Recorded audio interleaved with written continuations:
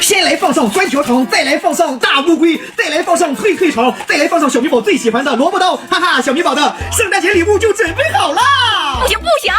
怎么不行？我准备的多好呀！小米宝喜欢吃糖啊！不有了吗？哦，我知道了，想吃糖还不简单吗？哐哐放进去。不行不行！我的天哪，你这是万圣节吃剩下的吧？快点到了到了！这个盒子是我给小米宝准备的，不是用来装这些的。